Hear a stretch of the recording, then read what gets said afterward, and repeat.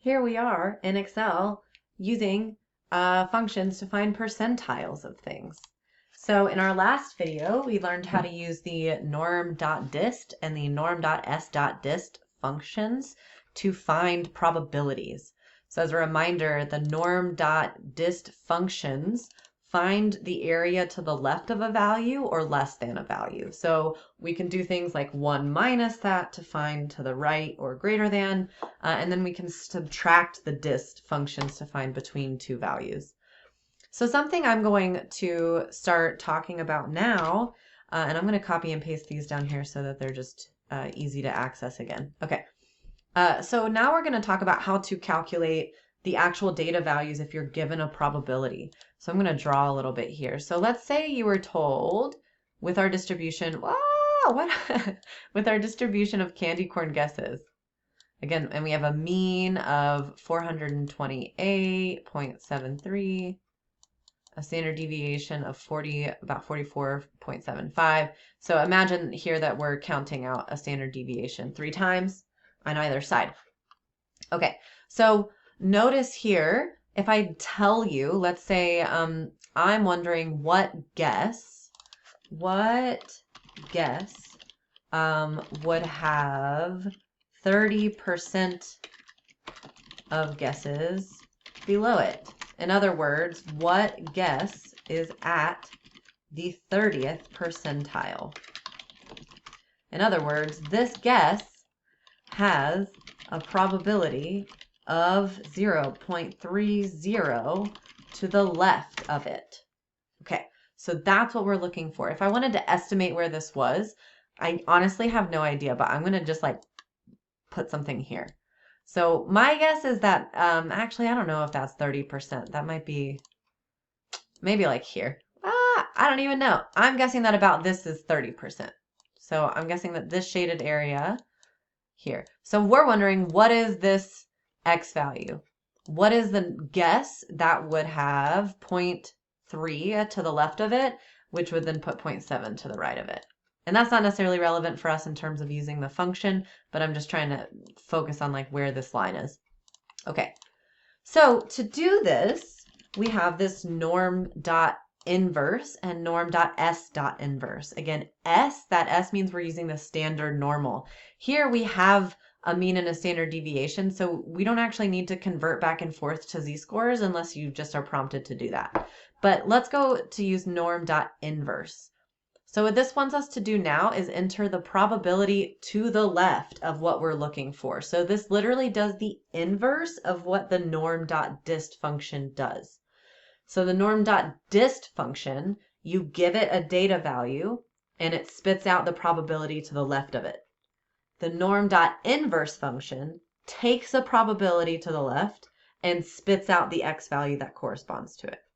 So in this case, we're looking for something that has 0.3 to the left. So we will enter 0.3. Here again, we can click on our mean, click on our standard deviation.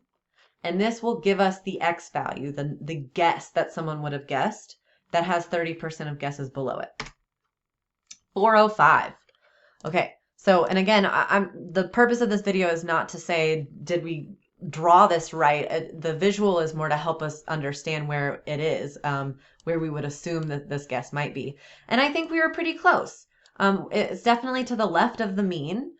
So I think that's a good start. And also, let's think about this. A standard deviation.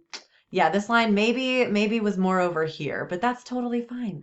This is a really great exercise, and I'm like, yeah, this is great. Okay, let's go on now. So in this case, we were given a percent to the left of a value. Let's say you made a guess, and then I tell you your guess is lower than 27% of all the other guesses. Okay, and then someone has to guess what your guess is. All right, so let's draw what's going on here. So we have a normal distribution. I'm going to make this one our standard normal. Okay, and we're going to review how to use this function that we just used, but also working with the standard normal inverse function. So here we have z-scores now. And again, our mean has a z-score of 0. And then we have 1, 2, 3, -1, -2, -3. Okay. And whatever your guess is less than or is lower than 27% of all other guesses. So again, yours is lower than that, which means 27% of guesses are higher than you. So that's going to split this into kind of like this side over here is where that 27% is going to be, because they're saying this 27% guessed higher than you. And then that would put over here 73%. All right. So let's review how to use this norm.inverse function. So now we're looking for this x value, but we in particular need the x value and then the probability or the percentage to the left of it. And in this case, we were given the 27%, but the probability or the area to the left of the value we're looking for is actually that 0.73. If you wanted to as well, you could actually type in 1 minus 0.27 within this function, and it will accurately calculate like to the right. So you can type it in like this, or type in, manually calculate elsewhere what 1 minus the 0.27 is. Either of those is fine. Okay, then we're going to come grab our mean, comma, standard deviation again. And again, whatever we get here is the x value, not the z-score, so we're graphing the z-scores here, but this is the x value or the guess.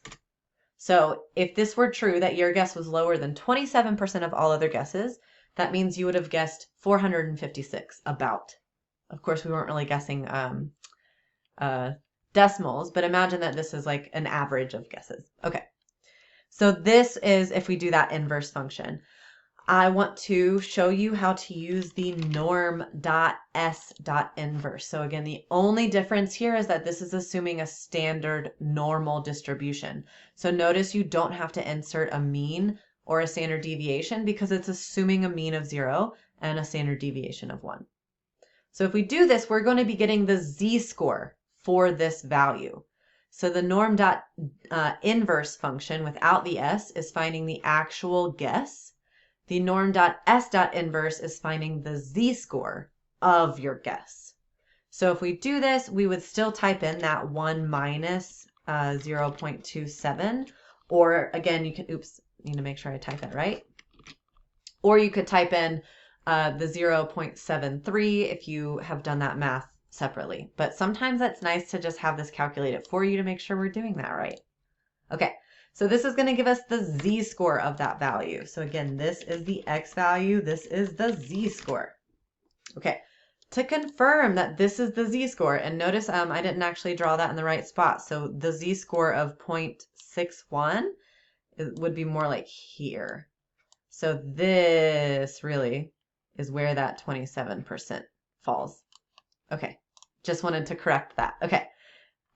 To confirm that this is the z-score of this value, just to make sure that all of this is making sense, remember we can take that standardize. This will calculate the z-score if you give it values. So I'm going to click on this. So we're saying standardize this x value or this guess when we have a mean of 428.73, a standard deviation of 44.75. Okay, so when I do this, I should get a z-score of 0.61281 because it's giving me the z-score of this. Okay, perfect. Math makes sense. Statistics make sense. Okay. So as a big summary here, the dist function, if you're using the dist functions, in these, what you're doing is putting in an x value or a data value, and it will give you the probability to the left. Okay, that's what the dist function does. The inverse function does the inverse. You insert the probability to the left, and you would get out the x value that corresponds to it. So the dist goes that way, the inverse goes that way. All right. I hope these videos are helping use Excel for this. And again, there were other videos that showed you how to use the z-score tables, but Excel can do it so much more quickly than doing it in that more traditional analog way. Technology is awesome. Okay, see you in the next couple of videos, and let me know if you have any questions. Bye.